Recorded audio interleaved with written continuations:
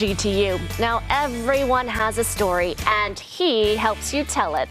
Joining me now in the sponsored interview is Doug Jessop, and we love when you are here, and you also have your show. Tell me how long you've been doing Jessop's Journal. 5 years.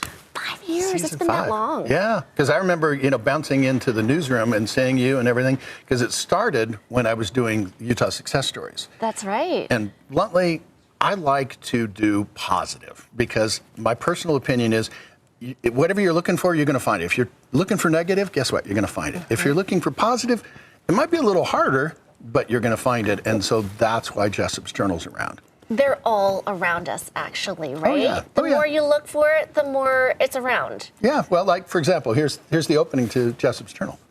Everyone has a story. Stories have power. They help us understand. Jessop's Journal is a collection of powerful, positive, and inspirational stories. It's time for Jessop's Journal. And if you think that voice sounds familiar, yeah, it's Nisha. It's Nisha. Hi, Nisha. Thanks. But, I've been doing that for so many years, and it was interesting. There was one interview I did a number of years ago, 103-year-old woman by the name of Romaine. Okay, sweet lady. And, we were doing this, and I asked her, okay, just out of curiosity, Romaine, do you remember the first car you drove? And she said, oh, yeah. And then she starts doing this movement on her arm going, because it's a manual. I don't have a clue what she's doing at the time, but I'm going, okay. She says, I was 12 years old. I was driving Daddy's 1917 Ford Coupe, and I ran it into the ditch. Oops. Uh-oh. And Daddy made me go into the garage and do 50 shift patterns before he let me drive it again. So I'm going, oh, that's so cool. But she ended up passing away, and I went to her celebration of life, and the whole family came around and said, Doug, I don't think you understand how important this interview was to Romaine and to us, because she told her stories in her voice, and we watched it over and over, and now we have that. And so the light bulb kind of went on, and so I'm going, I got studio time. Let's start this new show. And so Family Heritage Stories started out as these in-studio interviews, and it still is, but I have a new TV show.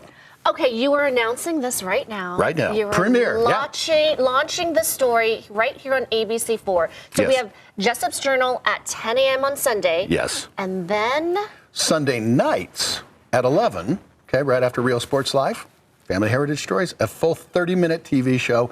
And, rather than explain it here, I got a clip. Hi, this is Doug Jessop. Welcome to Family Heritage Stories, where we talk about what makes us who we are. Things like traditions, values, culture. How are these things passed down from generation to generation? Through words, through deeds, through stories. Hi, this is Doug Jessop. Welcome to Family. So it's interesting. You never quite know what kind of conversations you have with your kids and grandkids are going to kind of soak in.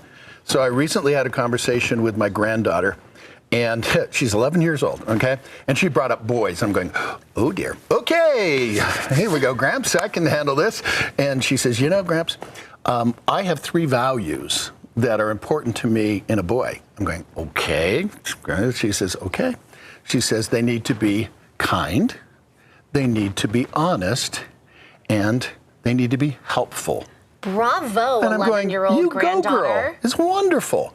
And so, but I'm going to put you on the spot a little bit, right? Okay, so the show, Family Heritage Stories, is about traditions. It's about values, but it's also about culture. Ooh. And your culture is extremely important, but why? To me, it's passing down, obviously, your legacy, right? And you asked what was important for me to pass down, and that is language. Yeah. And so that's why I spend hours and hours driving them to and from the school that they go to so they can learn it and they can connect with their relatives. So, and your relatives are Chinese. Speak Chinese? They speak Mandarin. Wow. Yeah. Isn't that cool? I mean, to be able to pass down that tradition, those values, that culture. And so that's why we're doing this TV show, but that's also why I invite people to come to our studio. And it's, a 1-hour interview, or 1-hour studio time, I should say. And then what happens is we'll take out the bloopers, we'll add in your videos, and we give you a copy of the story to keep. This reminds me of NPR's Story Court Exactly. every Friday, but this is in video form, Yes. and I love what you're doing. Thank you. Keeping the legacy alive in people's families right here in Utah. FamilyHeritageStories.com. We're watching Family Heritage Stories every Sunday at 11 o'clock at 11 night. o'clock. And don't forget Jessop's Journal at 10 a.m. on Sundays right here on ABC4.